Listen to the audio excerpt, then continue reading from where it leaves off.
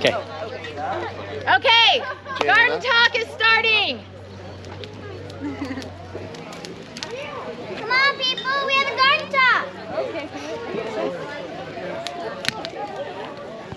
So I want to give a really quick who we are to anybody who doesn't know, so this makes a little bit more sense. We are not a nursery. We are actually a program that works with children who've been through trauma. And so our horses and our critters and all of our ranch stuff is for the stuff that we do with the kids, and we're getting ready to start our season in a couple of weeks. And so this is a fundraiser that we use every year to help us raise money to support what we do here with the ranch. So 100% of what we raise from this is all going to the organization, our nonprofit, Mercy Spring Ranch. So obviously, for those of you guys who are just coming to the plant sales and you're like, this is crazy, and it gets a little dicey, it's just because things are growing so fast, but we can't grow. Like we're tapped out as far as much as we can do for the plant sales. So we're gonna grow what we can, sell it, and then we're done, because we have to focus on what the actual ranch is for. So that being said, if you have not gotten one, at the pay table there are flyers for the annual tomato tasting. And so our tomato tasting is in August. And it's wonderful. I'm being upstaged by minis. We only open the ranch up to the public 3 times a year, 2 plant sales and the tomato tasting. And so at the tomato tasting, you'll be able to come and taste up to 40 or more varieties of heirloom tomatoes. Also our hot sauce, we have a hot sauce tasting. We have samples that we make of foods that you can use your tomatoes, peppers, and eggplants for, that you get to taste at. And then we've got seeds for sale, and we have vendors here. And so it's a great opportunity to be able to taste what it is that we're growing, and you can make notes and say, like, next year I want to grow this, because I've tasted it. I can walk out in the garden and see how big it gets. If you've got like a little tiny pot and you're trying to grow a 12-foot plant, you might really like the flavor of the plant, but you're going to have to get a bigger pot. So you get to see how well they're growing. So I wanted to do something different. And this is only for those of you guys who are actually here at the Garden Talk. Grace is going to walk around with some tomato sauce that we made from our tomatoes, and some sourdough bread from Labor of Love right here, so that you can taste our tomato sauce. And then I'm going to explain to you how we make it, because we get a lot of questions from people who say, what do I do with all of my tomatoes? Especially the ones that have gotten to the point where they're not good for fresh eating, but they're not rotten. They're just kind of mushy. So this tomato sauce has 1 to 2 ingredients depending on the day that I made it. It has tomatoes, and it has maybe a tiny bit of salt, depending on the day that I made it. What was that again? Tomatoes and a little bit of salt. Oh, okay. We don't peel our tomatoes. We don't seed our tomatoes.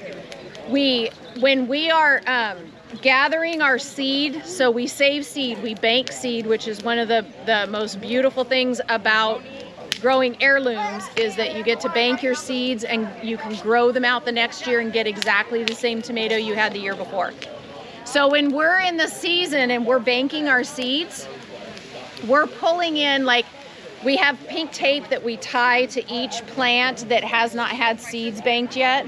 And our ranch families that are coming out here for sessions, they have access to the garden to pick whatever they want to take home, unless it has a pink piece of tape on the plant, and that means you can't touch it until we get the seeds banked.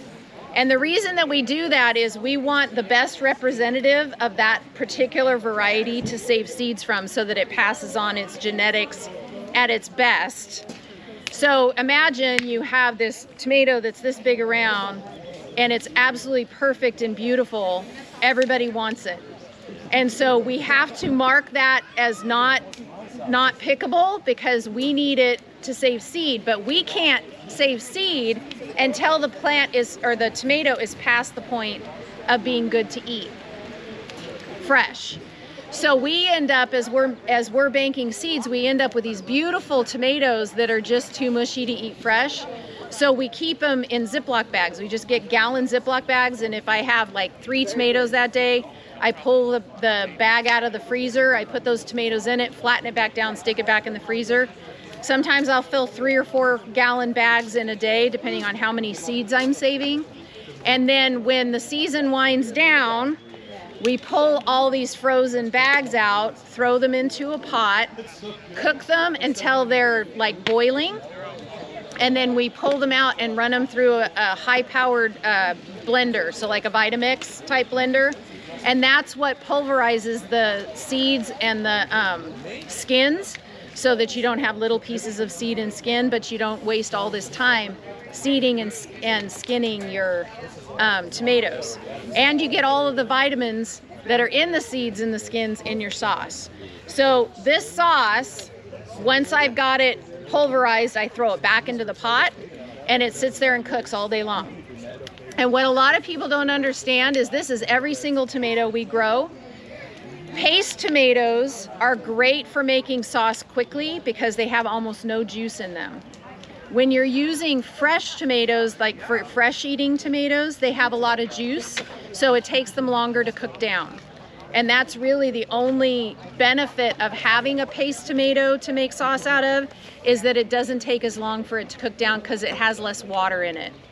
So when we are making our sauce, like I'll get it started in the morning and I have it on a low rolling boil and it just sits on the stove, and every once in a while I walk by and I, stir it so that it doesn't burn to the bottom, and it just cooks and cooks and cooks until it gets to the thickness that I want. And then I water bath can them, which canning is a whole other subject, and if you want to get into canning, there's lots of ways to learn it. The only thing I put as a caveat is that when you're going to can, make sure you learn to follow recipes that are approved. Don't go rogue, because people who go rogue die.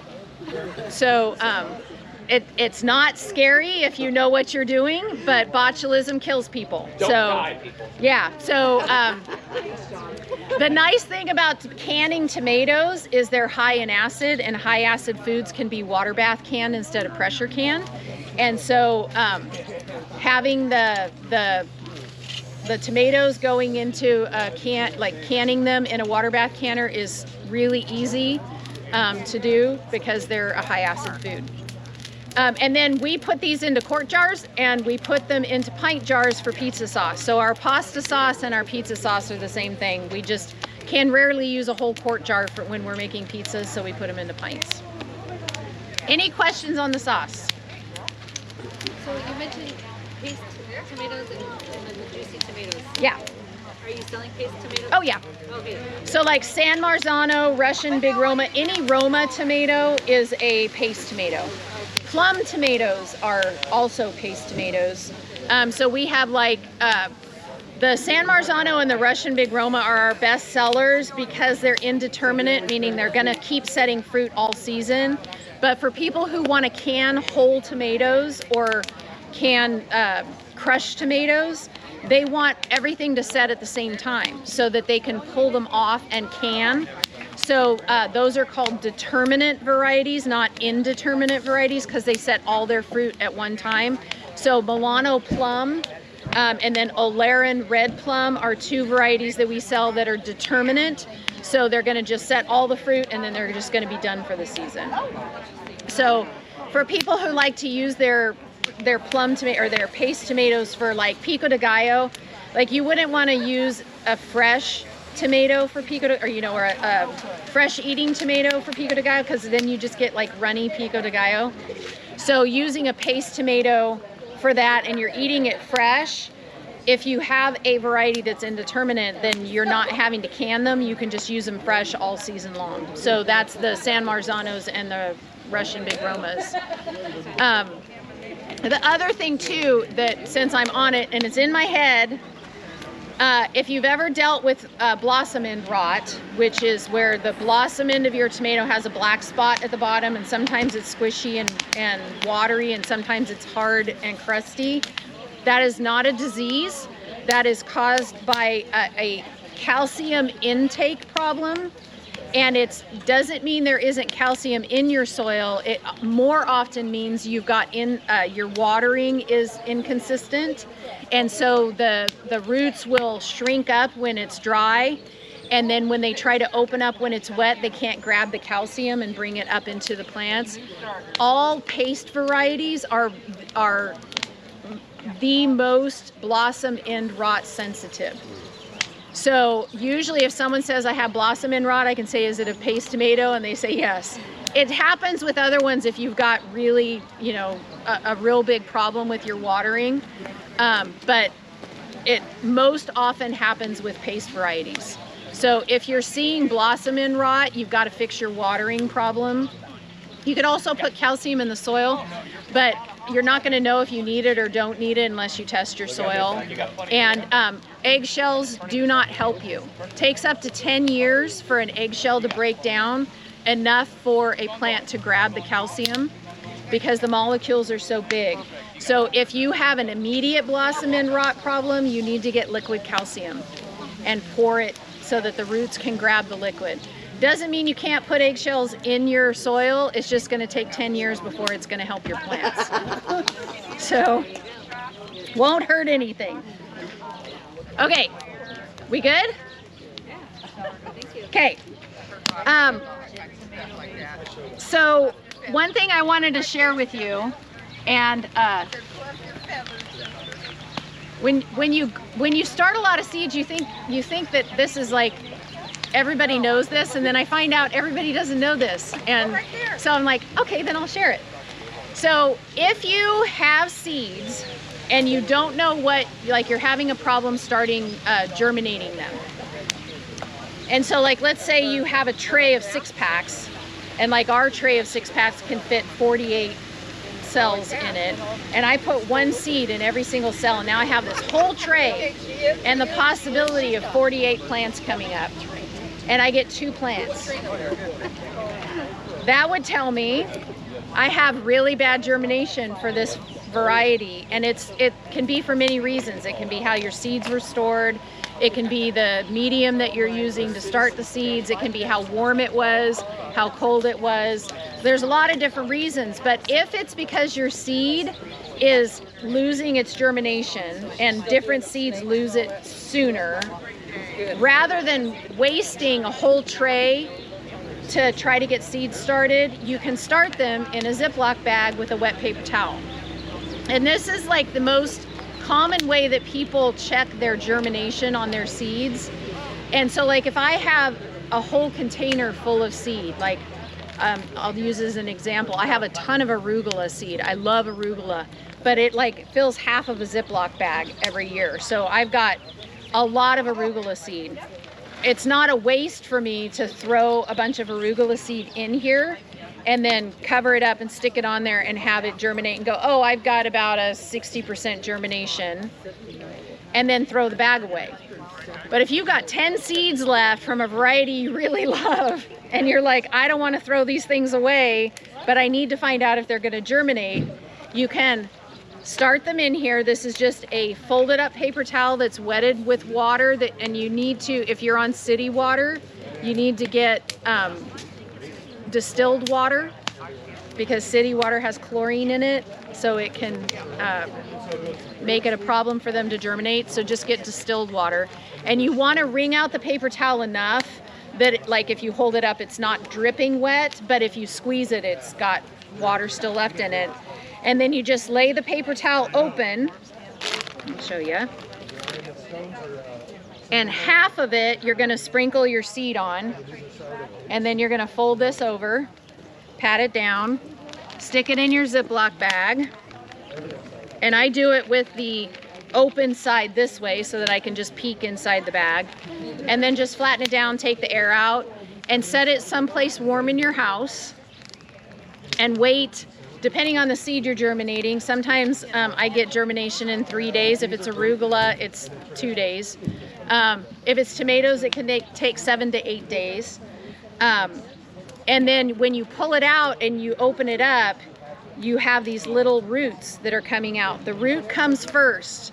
That is not the plant, it is the root. So then you just poke a little tiny hole, just like you would in your 6-packs for the seed. It's no deeper than you would put a seed, and you drop it in there with the root pointing down. Very lightly pat it down, put a little dome over it, and stick it someplace warm. And now every single seed you stuck in those 6-packs, germinated. So you could still have some that are wonky and they come up and they're not worth keeping and all that stuff, but you're gonna have seeds that go in those 6-packs that have 100% germination. So it saves you a lot of space. It saves you the seed starting mix, which your seed starting mix is different than your potting soil. So you need specifically seed starting mix for these seeds. And then you're not wasting your seeds too. And the great thing about heirlooms is, like, as an example, like if you've ever had, you're cleaning out grandma's house because grandma passed away, and you find a pill bottle of seeds in her drawer, her junk drawer, and you have no idea how old they are, and it just says tomatoes on it. And they may be 30 years old. We had this happen with John's grandpa. And they were seeds from his homestead in Oklahoma. And they were over 30 years old. And so, yeah, you're like, if you only have you don't want to waste those seeds, But because they're heirlooms or they're open pollinated, you only need one seed to germinate and grow it out and start saving seeds from it. And now you've saved this variety. And so with heirlooms, that's one of the beautiful things about it, is that as long as somebody saves it and keeps it going, it'll keep going on. And so as a caveat to that, we grew out that tomato. It didn't taste good at all. So. But we did get seeds from it. We just germinated a whole bunch of seeds and then grew it out, and we're like, yeah, this is not really good. And so we just tossed it because, yeah. What do you want? You can't have it. So, yeah. You actually I'm answered not my sharing question it with you. because I literally did this week, and I don't know what to do now. It's like, put my germinated seeds, I put them with the roots up. I didn't know what the heck was, so my question is should I go back and, I literally just did it this week, so they're barely even sitting in this. Dig them up. Should I just turn them over? Yeah, so she's asking, if you guys didn't hear, she did start these, and then she put them in the soil, and she did them with the root pointing up. So yeah, just like take a little stick or what works really good is a screwdriver, a plain edge screwdriver, and just pop them out, flip them down, stick them back down. Yeah. Yeah. Yeah, and you definitely want to do it with that. We had a couple of our blue butterfly peas that got transplanted upside down, and the roots, they just kept growing. Oh my gosh. So I was like, why do we have roots sticking up? So we had to flip them and put them back down. Yeah, and I don't know if you did this with your sweet peas. Did you soak them before you put them in before you germinated them? No. We do that with the blue butterfly peas. And I had somebody ask me she lives in Texas, but she asked me if it was okay if I shared with her how we got the blue butterfly peas started, because at first we could not, our germination was so bad, and they're a tropical vine. And so we weren't offering them for sale. So then I figured out how to get them to germinate, and peas can be the same way. Any peas can be the same way. We soak them in water for 48 hours. Then we put them in a Ziploc bag with the paper towel. And then once they sprout, once they germinate, we pull them out and put them in the 6-packs. So if you grow a blue butterfly pea vine, all you have to do is let the flowers, some of the flowers, go to seed. You'll get little peas. And then wait until that pod completely dries out. Pick them, pop the pod open, save the seeds from it, and then wait until next season. And then you're gonna put them in the paper towel, you're gonna soak them for 48 hours, and then put them in a paper towel, and then pull the germinated ones out. Are the peas good to eat? They are not. Oh, they're not good. No, Okay. the blue butterfly pea, it's the flower. Okay.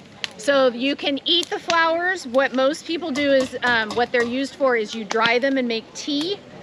So any blue teas that you buy, like people love like, oh, it's a blue tea. It's blue butterfly pea flowers. Cool. Okay. If you take the flowers and steep them in hot water, and then use that water to make lemonade or to add to your lemonade, it turns your lemonade pink.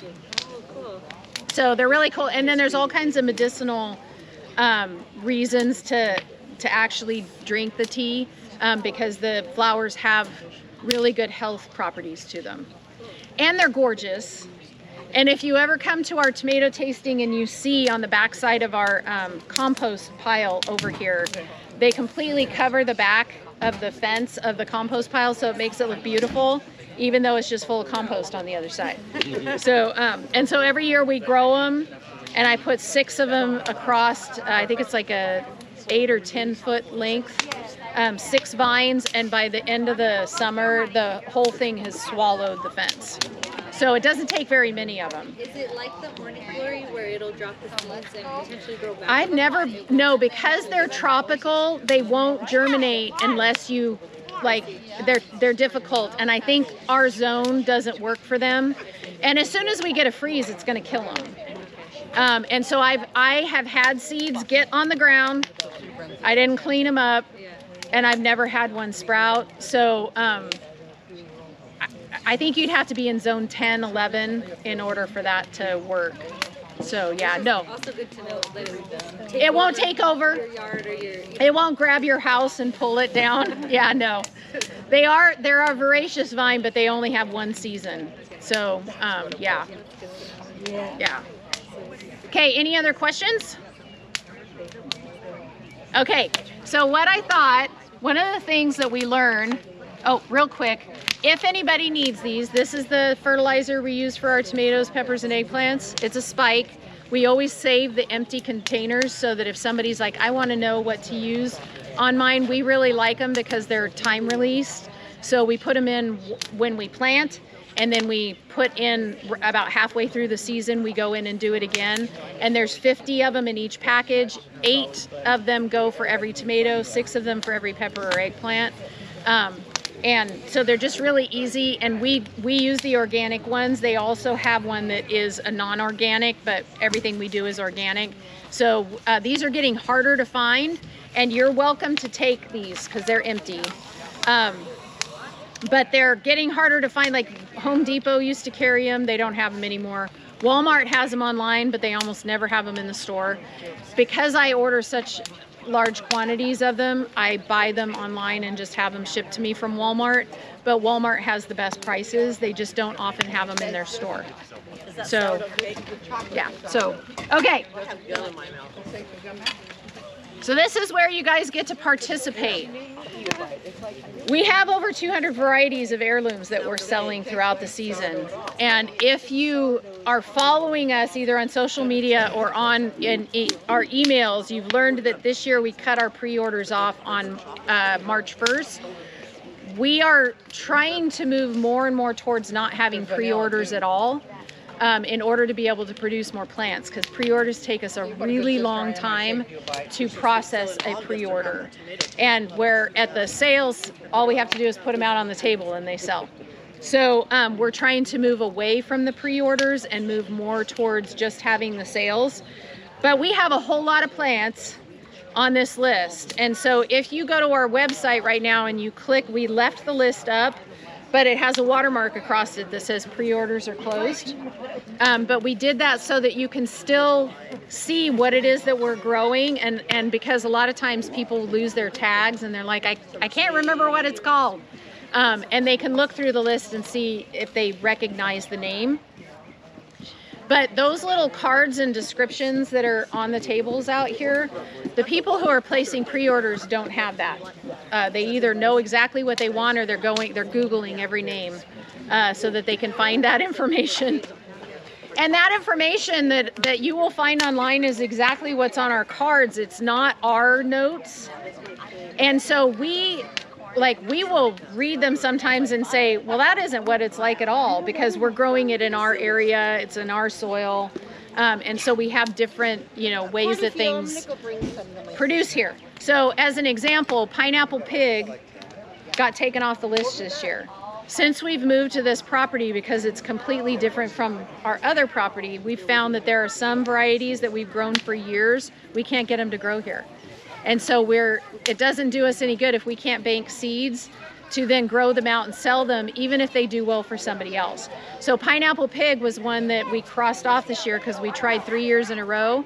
It always did great for us at our other place. It just wouldn't produce here.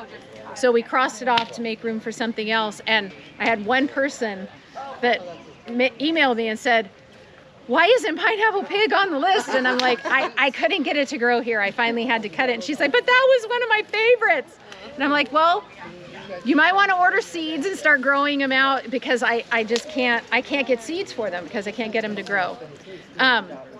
But so you wouldn't know that if you came to the plant sale last year and you bought Pineapple Pig off the table and you are my next door neighbor, that you have the same soil as me. You can't see on there that it doesn't produce well.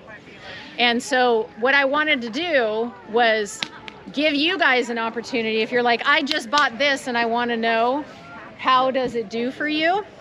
I can either tell you we're testing it this year, so I have no idea, or I can tell you what we know about it. So I'm going to start off with just a couple that I've marked that people don't necessarily know what we know about them, that I like to put out there. If you've been in the tents and you've seen that there are a whole lot of Clint Eastwood Rowdy Red or lollipops, if they're still there, it's because we start them in 100 plant sections, because they're our best sellers. And the reason they're our best sellers is because they're awesome. And when someone says, I want to start growing heirlooms, what do you suggest? We always say Clint Eastwood's Rowdy Red and Lollipop, because we know if we get you to grow them, you'll love them and you'll come back and want to grow other things. So the Clint Eastwood's Rowdy Red is a medium-sized red tomato.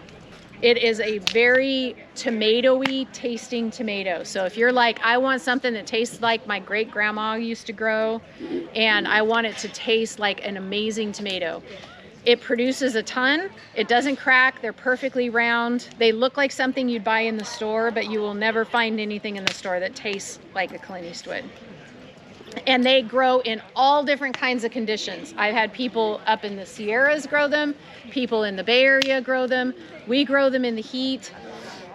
Tomatoes tend to lose their blossoms when it gets over 100 degrees. That's why we shade our tomatoes in the heat of the summer.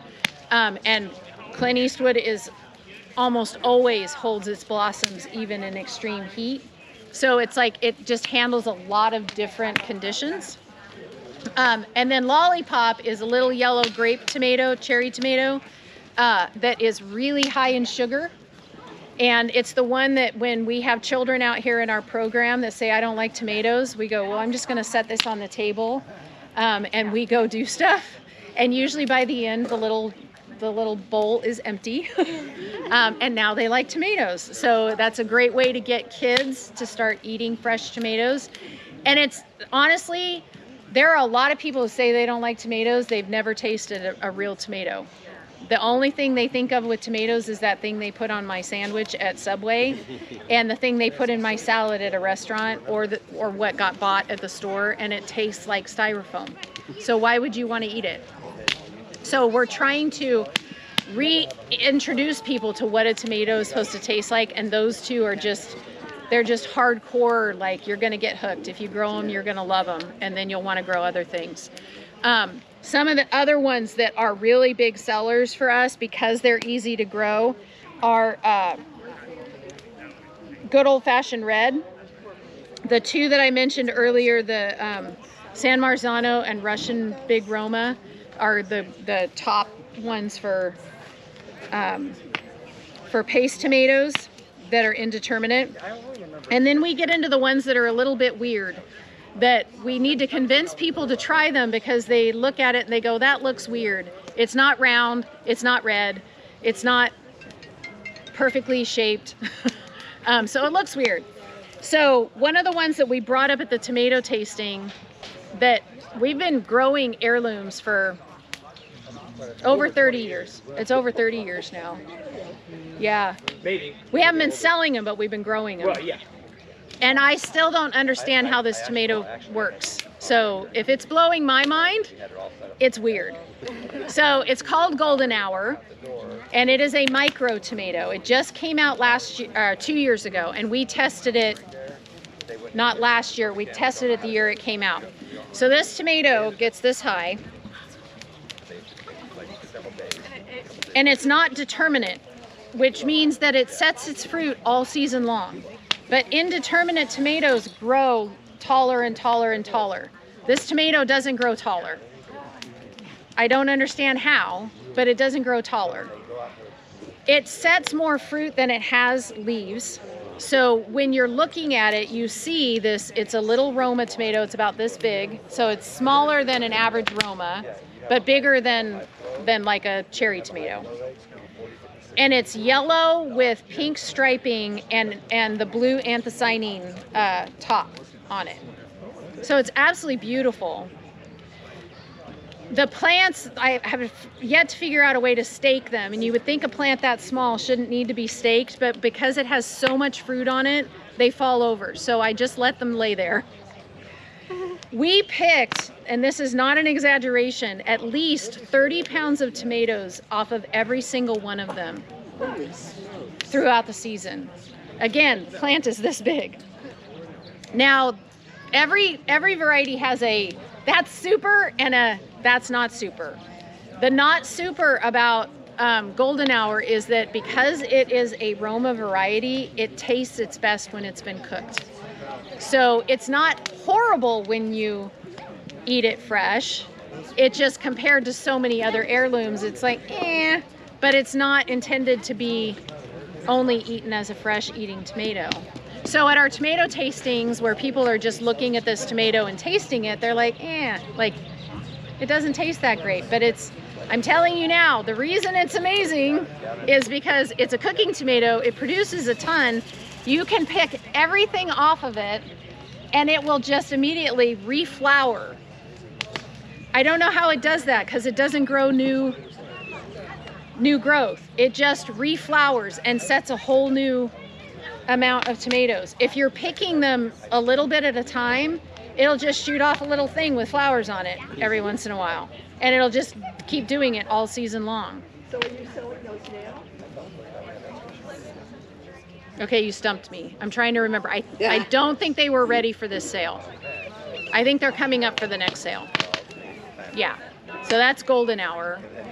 The other one that is really fun, if you've got little tiny spaces, is Orange Hat Micro. It's the smallest tomato that we've ever grown. It's only this big. They make great Mother's Day gifts. Right now, there were a lot of them in there. They're about this big. They can go in a gallon-sized pot.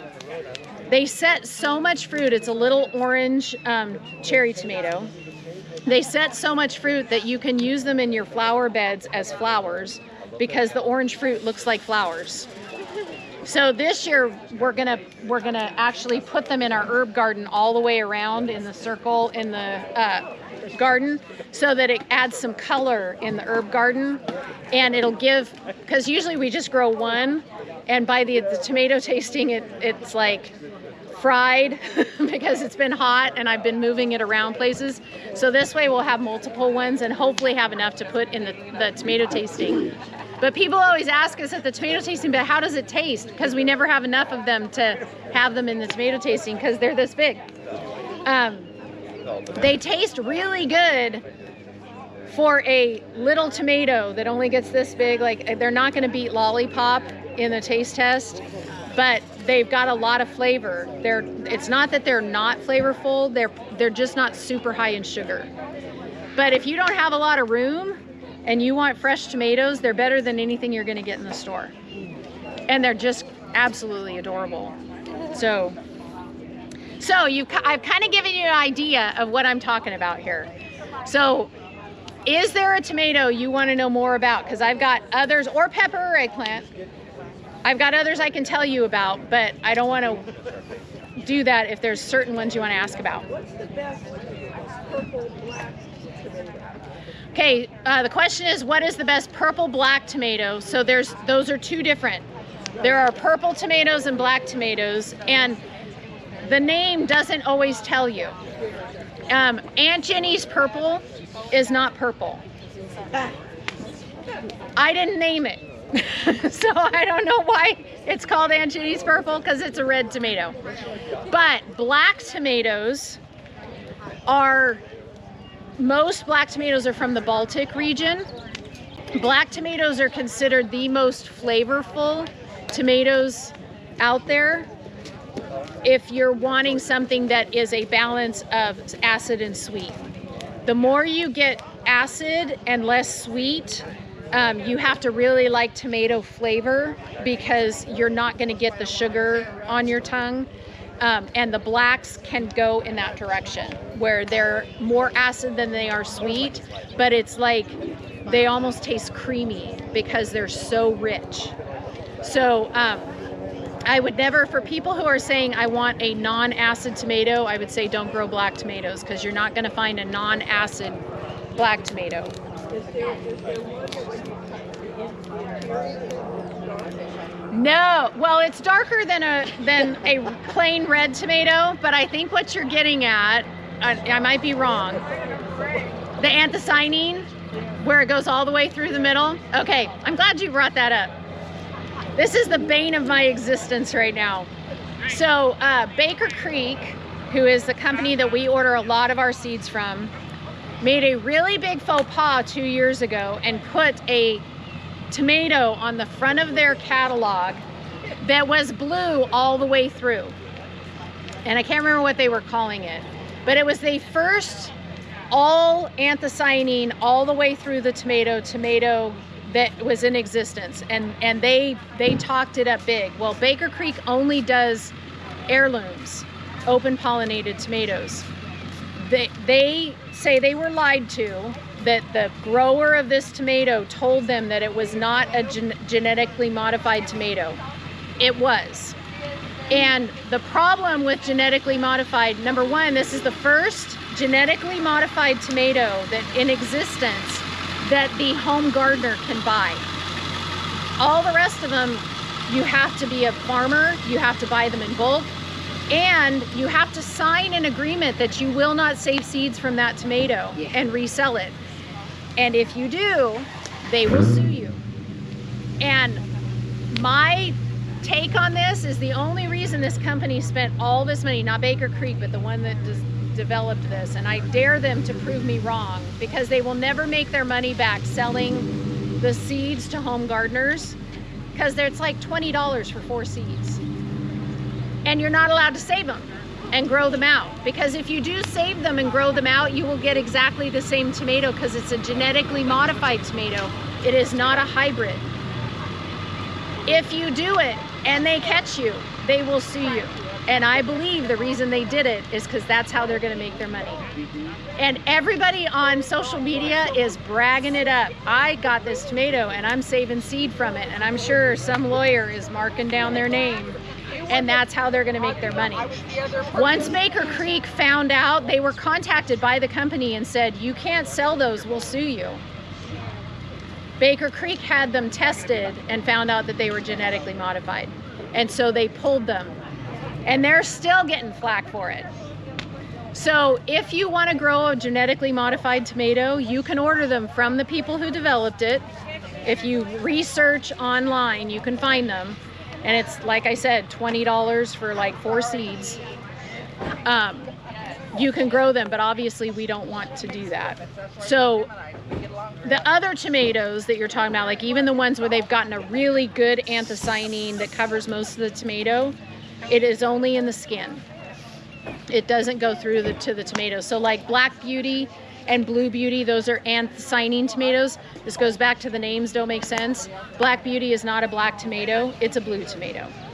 And it's just how much anthocyanin they've been able to get to go on the outside of the skin, but once you cut it open, it's red on the inside. And most of the anthocyanin is gonna fade as the tomato turns red. So it's good when the tomato is still unripe, it will look all blue, but then as it ripens, it starts to turn red from the bottom up, and it'll just have blue on the top. And the reason everyone wants the anthocyanine is it's an antioxidant. It's the same antioxidant that's in blueberries. And so they're just trying to, it's from a wild tomato. The genetically modified one, the blue, is coming from a snapdragon. And that's how they genetically modified it. But these are the anthocyanine in regular tomatoes, open pollinated tomatoes, is coming from a wild tomato that somebody found, and they started crossing it to get the anthocyanine in there. Do you sell any or grow any of the Wild Boar Farms tomatoes? A lot of them. In fact, the person who found the first blue tomato was the guy from Wild Boar Farms, Brad Gates. Yeah. What was the question? It's okay. Oh, sorry. Yeah. What if we get tomatoes from Wild Boar Farms? Yes, we love his tomatoes, and you'll see a lot of them on our list. And not only do we love what he's coming up with, but we also love that he's here in the central heat area of California. I think he's in Elk Grove now. He used to be more towards Gilroy, I think. Yeah, Brad Gates, and his tomatoes are amazing. Like what he's coming up with is great. He has a online. He does a lot of he grows them for nurseries, and you can find them at nurseries. Yes, yeah, he grows them for Green Acres. Yeah, so the plants he grows for nurseries. The seeds he sells to online, and which is how we get them. I saw him at the expo. Yeah, Heirloom Expo. His family's a lot of fun. Yeah, he's he has done a lot, and everybody's copying him now because of the stuff that he has crossed. And so and they're all open pollinated, which I love when people purchase from him, because Golden Hour, that really freaky tomato I told you about, that's one of his. Oh, is it? Yeah. What people don't realize is he had to spend 8 years developing every variety and getting that seed to be, that variety to be stable, so that he could sell it as an open pollinated variety. And then once he sells it the first time, he will make no more money off of it, because everybody starts saving seed, and you can even rename it something, something else. Like Atomic Grape is actually Brad's Atomic Grape, but as people started growing it and saving the seed, they took the Brad's off of it, so he doesn't even get credit for it anymore. But so he spends 8 years developing something that the only time he's going to be the only one with it is the year he starts selling that seed. Yeah. So he sees a bigger picture of trying to get diversity in all these varieties and having them stay stable. So he's not all about money, but his varieties are awesome. So yeah, good question. I think, are we out of time? Are we okay? I wanted to just real quick, we were talking about the black tomatoes and the fact that they're from the Baltic region. They don't like heat. And so we lose our blossoms on our black tomatoes before we lose blossoms on anything else when it gets up in the hundreds. And the shading helps. But one of the tomatoes, we brought it back last year that we had actually crossed off at the old house years ago, is called Carbon. It is, to me, the best tomato I've ever tasted in my life. What's the name of it? Carbon. I've called it the caviar tomato for the last 15 years because we grew it at our old place. I got one tomato off of it because all the blossoms fell off, and I had this one tomato, and it was phenomenal. But I crossed it off the list because it was a black and it couldn't handle the heat in the valley. So I was like, I can't grow Carbon here. We got out here, we're maybe 3 to 4 degrees cooler than we were in Modesto. And the tree grower that I buy my trees from, he's like, oh yeah, I had Carbon last year. I'm like, how did it do for you? And he's like, I had tons of tomatoes. And I'm like, okay, I got to try it again. So we grew it last year, and it did fantastic, even in 113 degrees.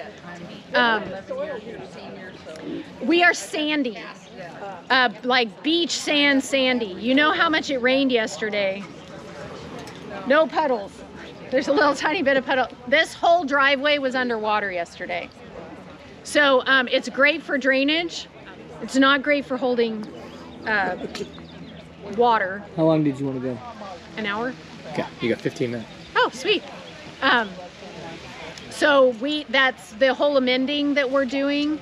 And if you go out in the garden, there's not a whole lot to look at, but you'll see how we are now going no-till with everything. And it is like the first couple years we had no-till and till to see which one did better, and it wasn't even close. Like if you're tilling your soil, you're wasting your time compared to no-till and your energy, because it's like you don't need to do it and it's not helping. So we just do no-till, and our beds, now we have the room to do this where we put it's about this high in a bed of aged manure, and it's aged usually about 6 months or more. From the horses, the goats, the chickens, it all goes into the same pile out there, but it's aged, it's not fresh. We put it down that high, about that wide, and then nothing's going in that bed for 3 years, and it's just going to sit there and decompose. Yeah, if you go out there and you see the highest piles, those are the ones we just did in January, and within the first 2 months they go down by half. And by the 3rd year, when we're putting stuff in, there's nothing there. It doesn't look like there's anything there. So then we put down about 6 inches of finished compost. We don't till it in, but that's where we put our plants. So it's just like tons of organic matter. And the reason we're doing that, as far as this soil was dead when we bought the place.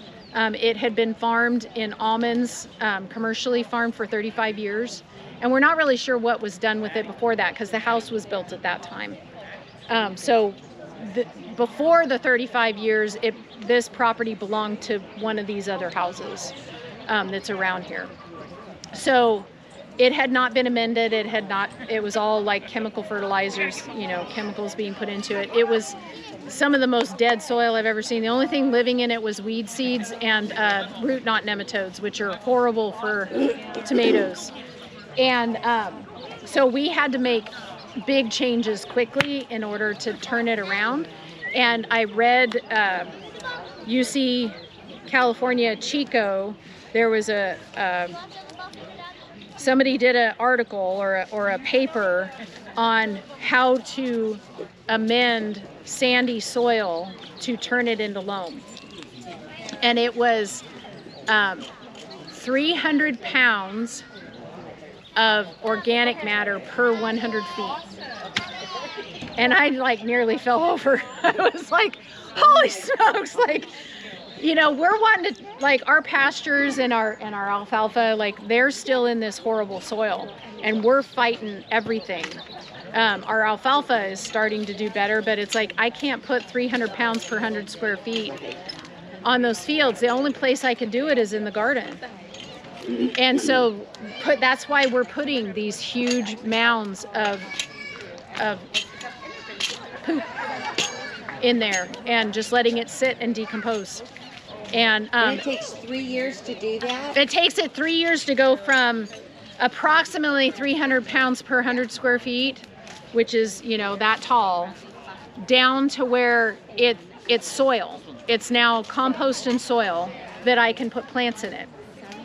And if you go out there and dig in the stuff that we put in January, it's just poop. Like there's no soil there. If I stuck plants in it, there's like nothing, they can't get down into the soil. So it takes 3 years for it to break down. So obviously if you don't have enough room to let the stuff sit for 3 years, you need to buy it already composted. And so that's where you have to buy compost. And for us, like, we're producing compost, but we're not producing nearly enough for the whole property. And so eventually we'll be putting in a forced air compost system out where the manure pile is once we get a grant for it, that will turn all of our raw material, not just the manure, but also like all the garden scraps, anything organic, we can throw it in there, and in 30 days, it's compost. It's finished compost. So obviously, like, that's a game changer for us. Then we'll be able to load it into the manure spreader and just start putting it in the fields. But right now, the only place that we can turn compost into compost that quickly is if you go over to our compost pile, there's like a 4-foot bay, and then there's like a 6-foot bay. The 4-foot bay is a miniaturized forced air compost system. So we can load that up 3 feet by 3 feet, or 4 feet by 3 feet, with raw manure, flip the switch, and in 30 days we have compost. So it's a really big game changer, but it's with over there, we will be able to process up to 10 horses plus all the other animals' manure, plus all the garden waste in 30 days every time we fill up a bay. Yeah, it's a really great system. We just need it bigger. Alpaca manure is fantastic. I will tell you, any creature that poops little round balls so that's rabbits, goats, sheep, deer. You can put it right on. Yeah. Which you can't do with cow manure, chicken manure, horse manure. It'll burn your plants. Yeah. So yeah, that's great poop.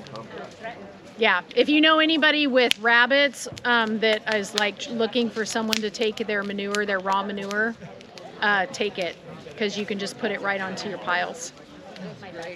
Yeah. I work at a dairy, and they